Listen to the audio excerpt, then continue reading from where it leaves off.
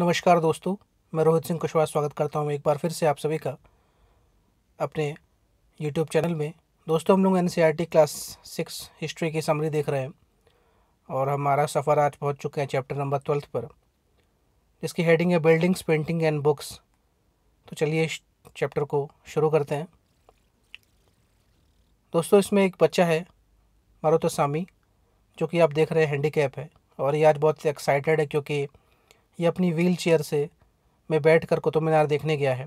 और यहाँ पे वो कुतुब मीनार जब पहुँचा तो उसको यहाँ पे एक पिलर दिखेगा, उसके बारे में हम पढ़ते हैं। सबसे पहले बात कर लेते हैं मेटलर्जी के बारे में। मेटलर्जी का मतलब होता है द स्टडी ऑफ मेटल्स। तो मेटल्स की पढ़ाई को मेटलर्जी कहते हैं। और आज 21वीं सदी में तो हम अपने चारों ओर मेटल से घिरे हुए हैं। अमूमन आपके पास जो भी चीज़ है वो किसी न किसी मेटल से बनी ही होगी। हर एक चीज़ कोई ना कोई मेटल या उसके अलॉय या और से बना हुआ है। लेकिन आज से हज़ारों साल पहले जो हमारे पूर्वज थे, उनको मेटलर्जी का अच्छा खासा नॉलेज था। इसीलिए उन्होंने हड़प्पा जो सिविलाइजेशन है वहाँ पे हमने देखा कि उन लोगों ने ब्रॉन्ज बनाया और ब्रॉन्ज को उन्होंने कॉपर और टिन को मिला के बनाया। हड़प्पा सिविलाइजेशन वाले लोग आयरन को के बारे में नहीं जानते थे। मतलब उस टाइम मतलब खुदाई नहीं हुई थी आयरन की, या फिर वो जहाँ पे उनकी सभ्यता थी वहाँ पे उनको आयरन के और नहीं मिले। उसके बाद लेटर जो हड़प्पन सिविलाइजेशन वाला फेस है उसमें आयरन की खोज हो गई थी और उसके बाद तो ड्रास्टिकली चेंजेस आए एग्रीकल्चर प्रैक्टिसेस में। तो ये जो बच्चा मारुतुसामी है, ये जब कुतुब मीनार गया देखने, तो यहाँ पे इसने मेहरौली का पिलर देखा। ये आयरन पिलर इस तस्वीर में आप देख रहे हैं। ये पिलर के बारे में कहा गया है कि ये लगभग 1500 साल पुराना है और इसकी हाइट 7.2 मीटर है। इसका वजन 3 टन है, मतलब 3000 किलो है से ज़्यादा है। और एक बहुत ही बेहतरीन एग्ज़ाम्पल है हमारे पूर्वजों का जो नॉलेज मेटलर्जी को लेकर उसके लिए, क्योंकि आज भी ये जो पिलर है इतना इसकी शाइन बरकरार है, इसकी जो जिसे कहते हैं स्मूथनेस बरकरार है अभी भी। और आज के भी साइंटिस्ट ये पता नहीं कर पाए कि उस टाइम के लोगों ने इसमें कौन सा जिसे कहते हैं पेस्ट लगाया था कि ये आज भी इतना स्मूथ है। ये जो मेटलर्जी है, ये जो पिलर है मेहरौली का, इसमें एक इंस्क्रिप्शन लिखा हुआ है और वो बताता है कि ये चंद्र नाम के राजा के द्वारा बनवाया गया था। और यही माना जाता है कि जो चंद्र नाम के राजा है ये चंद्रगुप्त हैं, जो कि गुप्ता डायनेस्टी से बिलोंग करते हैं। इनके बारे में हमने चैप्टर 11 में देखा था।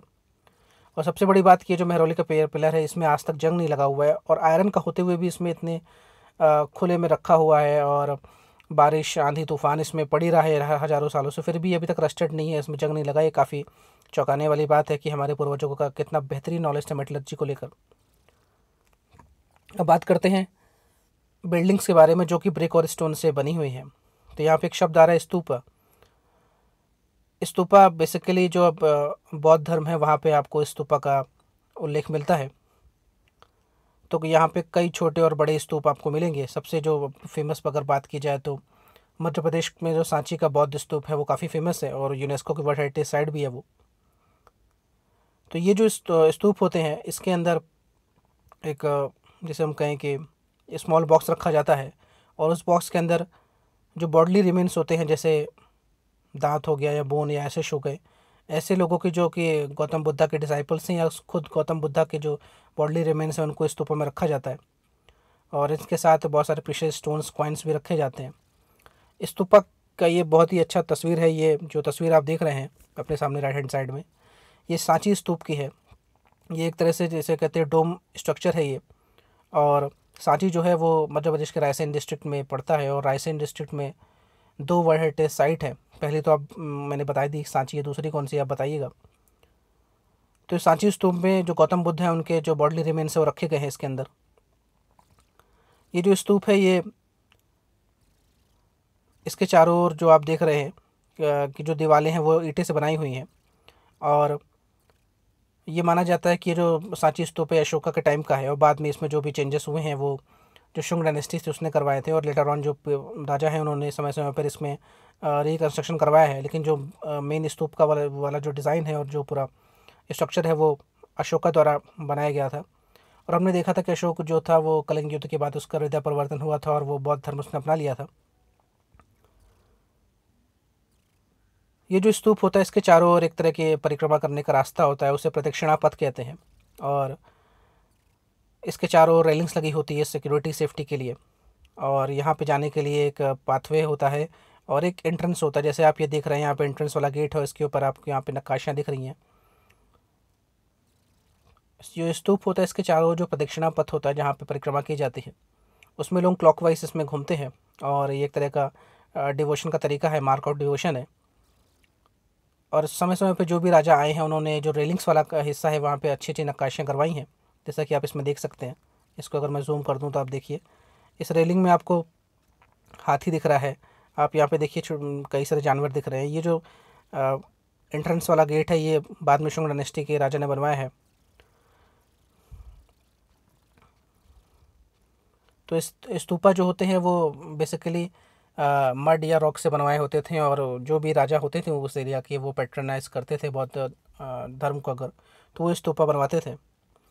एक और फेमस स्तूपा जो है वो अमरावती का है। और वहाँ पे जो स्तूपा बना हुआ है वो स्टोन का बना हुआ है और लगभग 2000 साल पहले उसको बनवाया गया था। स्तूपा के आसपास भी बहुत सारी और भी बिल्डिंग्स होती हैं जिनको हम चैत्य विहार कहते हैं।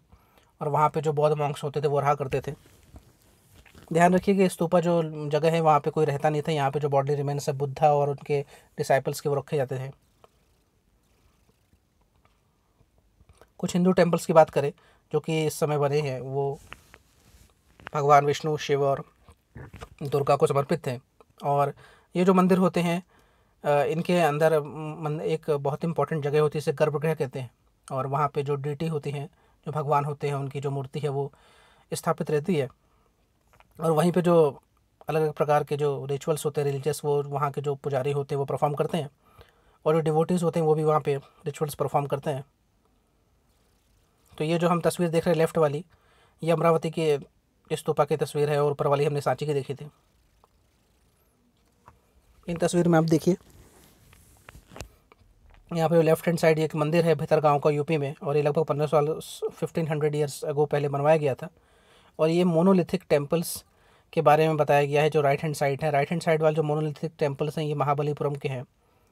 और मोनोलिथिक मतलब ये एक ही चट्टान से काट कर मंदिर बनाए गए हैं, एक ही चट्टान से सारे मंदिर को कार्व किया गया, इसलिए इसको मोनोलिथिक कहा गया। तो भितरगांव का जो आप ये तस्वीर देख रहे हैं, इसमें जो ऊपर वाला हिस्सा है उसे शिखर कहा गया है, टॉप जो है। और इसके अंदर जो हिस्सा है उसे गर्भगृह कहा गया है। कुछ जो बड़े मंदिर होते हैं उनमें जैसे हम मंदिर के अंदर एंट्रेंस करते हैं तो वो आपको बहुत बड़ा हॉल मिलता है जहाँ पे आप डिवोटी से रुक सकते हैं, बैठ सकते हैं, उसे मंडप कहा जाता है। और वहाँ पे जो डिवोटीज हैं वो असेंबल हो सकते हैं। और मंडप के बाद ही फिर आपको गर्भगृह मिलता है। ये जो तस्वीर आप देख रहे हैं राइट हैंड साइड, ये ऐहोल का दुर्गा मंदिर है और लगभग 1400 ईयर्स को ये बनाया गया था। तो आप इन तस्वीरों में देख सकते हैं कि जो टेम्पल्स बनाए गए रॉक और ब्रिक्स से बनाए गए हैं। और आज भी इतने अच्छा इनका स्ट्रक्चर है, आर्किटेक्चर है कि अभी तक ये खड़े हुए हैं इतने हज़ारों साल बाद भी। तो कुछ फाइनेस्ट एग्जांपल्स हैं हमारी कल्चर के भारत में। अब बात करते हैं कैसे स्तूप और टेम्पल्स को बनाया जाता था। क्योंकि ये बात होता है कि उस टाइम कोई बड़ी मशीनरी तो थी नहीं, इलेक्ट्रिसिटी थी नहीं, बड़ी बड़ी मोटर्स तो थी नहीं कि हम एक जगह से दूसरी जगह कोई भी सामान ले जा सके। तो उस टाइम तो सिर्फ जो मैनुअल लेबर है वही काम आता था। तो उन लोग उस टाइम ऐसी क्या टेक्निक यूज़ करते थे कि इतने बड़े बड़े बड़े जो आर्किटेक्चर है वो डिज़ाइन करते थे। तो इसमें बताया गया तरीका। तो यहाँ पे बताया गया कि कई सारी स्टेजेस होती थी स्तूपा या टेम्पल को बनाने के लिए। सबसे पहले तो जो राजा या रानी होते थे वो डिसाइड करते थे कि उन्हें मंदिर बनाना है। और मंदिर बनाना उस टाइम एक बड़ा ही एक्सपेंसिव अफेयर, एक खर्चे वाला काम होता था। तो सबसे पहले अच्छी क्वालिटी के जो स्टोन है, पत्थर है, उनको ढूंढा जाता था, फिर उनको लाया जाता था, साफ़ किया जाता था, उनको जिससे आपकी शेप चाहिए उसमें उनको ढाला जाता था, कार्व किया जाता था। उसके बाद तय किया जाता था कि किस जगह पे मंदिर बनेगा। और ये सब करके फिर अलग अलग यूसेस के हिसाब से जो चट्टान है उनको कार्व करते थे। किसी को वॉल के लिए यूज़ करना है, किसी को पिलर्स के लिए यूज़ करना है, किसी चट्टान को सीलिंग में लगाना है, तो उसके अलग अलग यूसेस के हिसाब से उनका अलग अलग डिज़ाइन बनता था। ये जो आप तस्वीर देख रहे हैं जैन मोनेस्ट्री है उड़ीसा में। और ये 2 स्टोरी 2 मंजिला आपको ये इमारत दिख रही है। और ये जो आपको मोनेस्ट्री दिख रही है ये पूरी चट्टान से बनी हुई है, रॉक से बनी हुई है। और उस टाइम अब आप सोचिए आज से 1400 साल पहले की ये इमारत है, आज भी खड़ी हुई है। इसमें बहुत सारे आपको कमरे दिख रहे हैं, ये जैन मॉन्क्स के लिए थे, क्योंकि जब ये विहार में निकलते थे तो बाकी सारे सीज़न तो ठीक था, लेकिन जब बारिश होती थी तो बारिश में उनको एक जगह रुकना पड़ता था, क्योंकि इतनी तेज़ बारिश में वो मूवमेंट नहीं कर सकते थे, इसलिए वो मोनेस्ट्री में रुकते थे। और रॉक सरफेसेस की जो मोनेस्ट्री इसलिए बनाई जाती थी कि रॉक जो है काफ़ी मजबूत होता है और किसी भी तरह की बाढ़ बारिश या तूफान या अर्थक्वेक से उसको ज़्यादा दिक्कत या नुकसान नहीं होता है। तो यहाँ पे जो जैन मॉन्क्स होते थे वो रहते थे और मेडिटेशन करते थे, और जो भी उनके प्रिंसिपल्स हैं उनको फॉलो करते थे। उसके बाद जो राजा और रानी जो होते थे, ये कभी भी जब मंदिर या स्तूप बनाने की बात आती थी तो उसमें दिल खोल के पैसा खर्च करते थे, क्योंकि उनको पता रहता था कि ये जो स्ट्रक्चर बन रहा है ये उनके जाने के बाद भी एक तरह के उनकी निशानी के रूप में आने वाली पीढ़ियों को के बीच में याद रखा जाएगा। और आज भी हम देखते हैं कि अगर शाहजहाँ ने ताजमहल बनवा दिया या अकबर ने लाल किला बनवा दिया, तो अकबर के जाने के बाद भी हम जब उस इमारत में अंदर जाते तो हम याद करते हैं कि किस राजा ने इसको बनवाया था।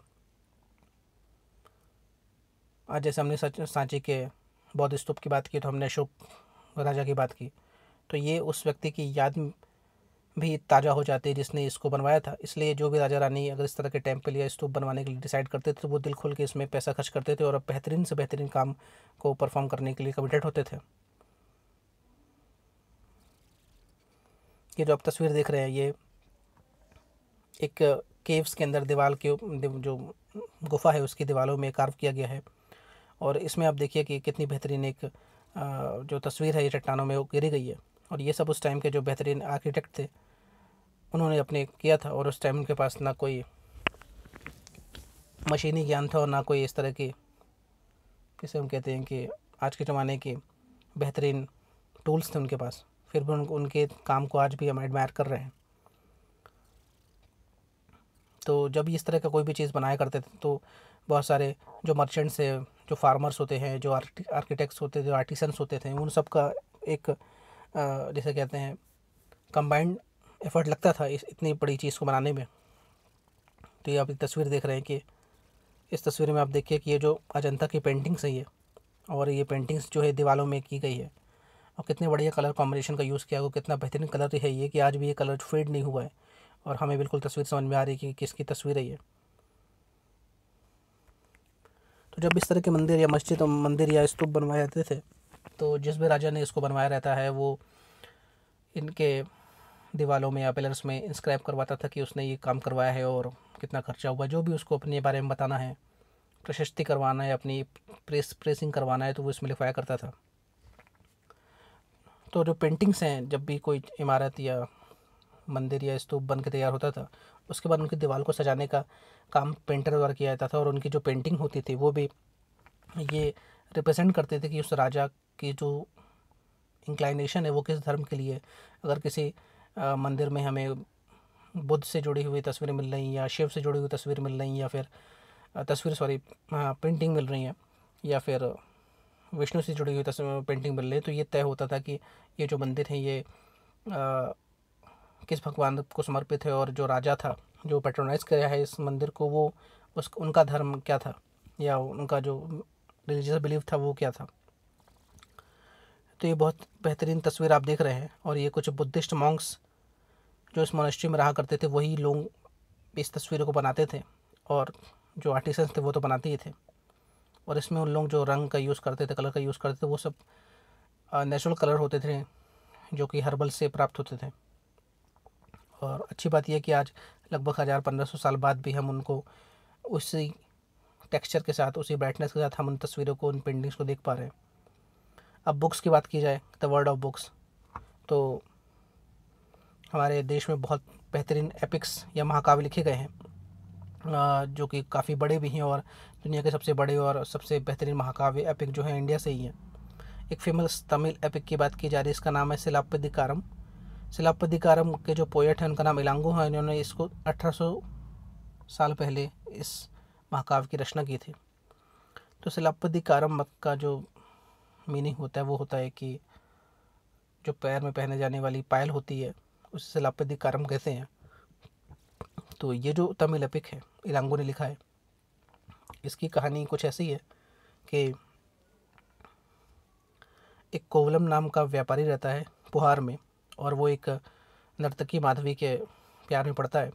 और उसके बाद इस चक्कर में वो अपनी जो पत्नी है कनंगी उसको तिरस्कार करता है, उसको भूल जाता है। और कुछ समय बाद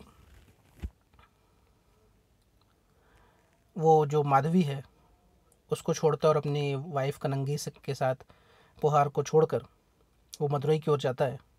और मदुरई में उसके पति जो होते हैं उसको झूठे चोरी के आरोप में गिरफ्तार कर लिया जाता है। और बाद में वहाँ का जो राजा होता है पांड्या किंग, वो उनके पति को, कनंगी के पति कोवलन को मृत्युदंड दे देता है। और इससे गुस्सा कर जो कनंगी होती है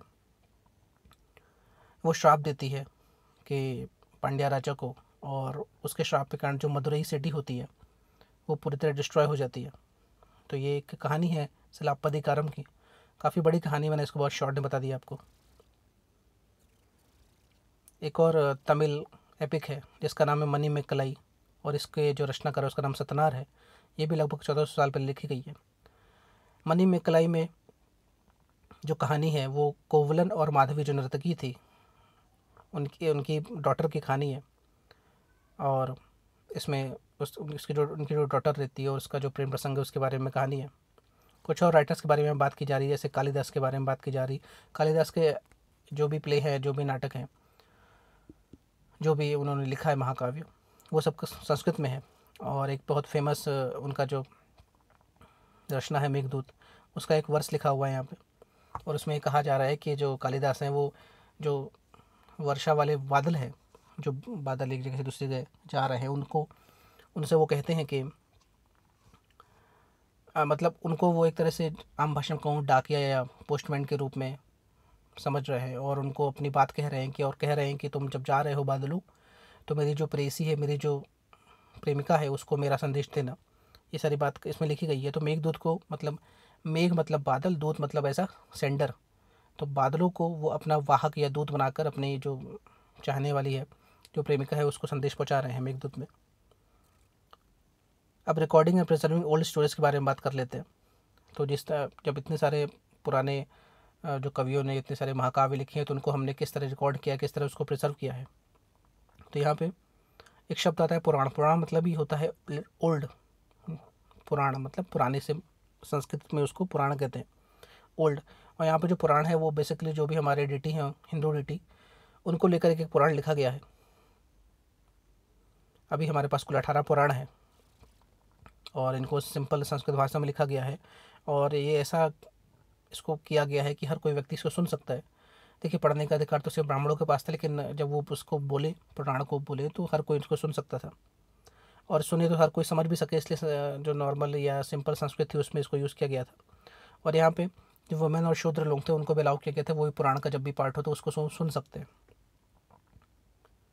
लेकिन ये ध्यान रखने वाली बात यह है कि जब वेदों की के बारे में कोई पढ़ा रहा है तो वुमेन और शूद्र वेदों को नहीं सुन सकते थे, लेकिन पुराणों को वो सुन सकते थे। दो संस्कृत एपिक्स के बारे में बात की जा रही है यहाँ पे, एक महाभारत, एक रामायण। दोनों के बारे में अब भली भांति परिचित है। तो महाभारत के बारे में कौरवों और पांडवों के बीच में जो वॉर है उसके बारे में बताया गया है। ये जो वॉर है महाभारत में, इसमें एक इलाका है हस्तिनापुर का। हस्तिनापुर राजधानी है कुरु की, और उसको जीतने के लिए युद्ध लड़ा जाता है कौरव और पांडवों के बीच में।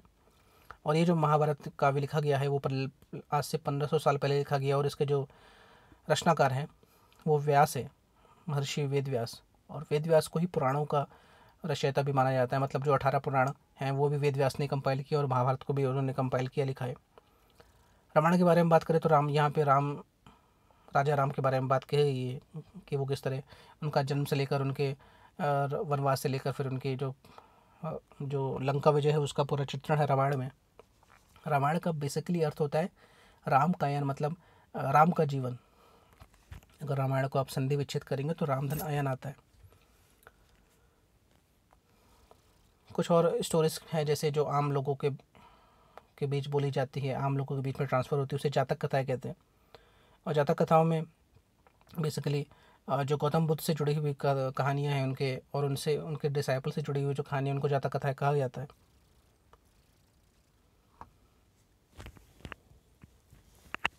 तो यहाँ पे एक कहानी मंकी किंग की, उसको आपको जानने की जरूरत नहीं है। चलते राइटिंग बुक्स ऑन साइंस। अब जब इतनी सारी किताबों का रचना हो ही रही थी, तो कुछ ऐसे भी लेखक थे जो कि साइंटिफिक अप्रोच रखते थे, उनका टेम्परामेंट साइंटिफिक था, जिनमें से एक थे आर्यभट्ट। इन्होंने किताब लिखी आर्यभट्टियम। ये किताब लिखी गई संस्कृत में और ये पूरी जो एस्ट्रोनॉमी है उसमें बेस्ड थी। उन्होंने बताया इस किताब में किस तरह धरती जो है अपनी एक्सिस में घूमती है, जिससे कारण दिन और रात होती है। उन्होंने बताया किस तरह सूरज उगता है, सॉरी, धरती का जो रिवॉल्यूशन होता है सूरज के चारों ओर, इस वजह से सूरज उगता और डूबता दिखाई देता है। इसके अलावा वराहमिहिर, ब्रह्मगुप्त, भास्कराचार्य, ये भी कुछ ऐसे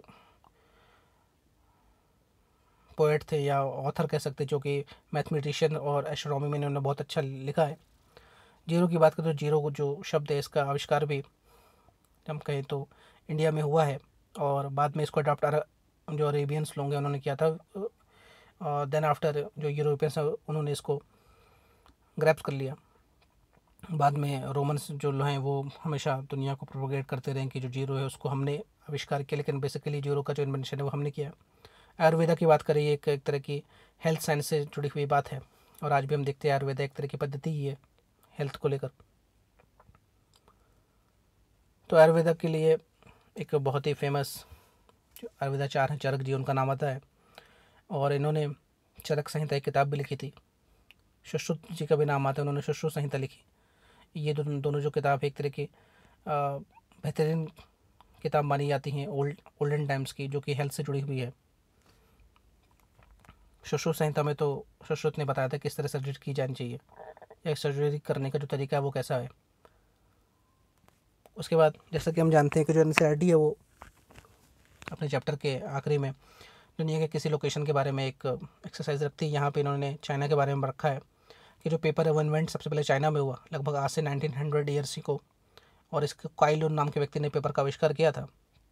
उसने जो प्लांट है के फाइबर्स हैं उनको कपड़े, रोप और बार्क ऑफ ट्रीज़ के साथ उसने कोलैबोरेट किया, और साथ में फिर उसने जो उसको सुखाया और फिर वो पेपर उसने बनाया। और आज भी हम जो हैंडमेड पेपर यूज़ करते हैं वो भी आज इसी प्रोसेस से बनता है, जो कि आज से 1900 साल पहले काई लुन ने यूज़ की थी। तो लगभग 500 सालों तक तो चाइना ने ये जो तरीका है इसको दुनिया से छुपा के रखा, किस तरह पेपर बनाया जाता है। बाद में जो कोरियंस लोग थे उन्होंने इस चीज़ को जाना, उन्होंने टेक्निक सीखी किस तरह पेपर बनाते हैं, और फिर उसके बाद पूरी दुनिया में जो पेपर बनाने की जो प्रोसेस है वो फैल गई। तो दोस्तों ये हो गया क्लास 6 का चैप्टर 12 ख़त्म, और इसी के साथ एनसीईआरटी क्लास 6 हिस्ट्री भी ख़त्म हो गई है। ज़्यादा कुछ था नहीं, क्लास 6 की हिस्ट्री है तो ज़्यादा इससे आप उम्मीद मत कीजिए। फिर भी जो स्टैटिक बातें हैं जो कि टू द पॉइंट है वो तो आपको उठानी है इससे, क्योंकि कभी भी एक मतलब सवाल के रूप में ये आ जाएगा, और अगर आपने कन्फ्यूज़न हुआ आपको, तो फिर आपसे जवाब नहीं बनेगा। तो कहते हैं कि छोटी मगर मोटी बातें थी क्लास 6 में, और उसके बाद अपन क्लास 7, 8, 9, 10, 11, 12 की सबकी हिस्ट्री को देखेंगे। तो आई होप आपको ये वीडियो लेक्चर पसंद आया होगा, और उम्मीद करता हूँ कि ये सब सीरीज़ आपको पसंद आ रही होगी। तो दोस्तों मिलते हैं अपने अगले सेशन में, तब तक के लिए धन्यवाद, जय हिंद।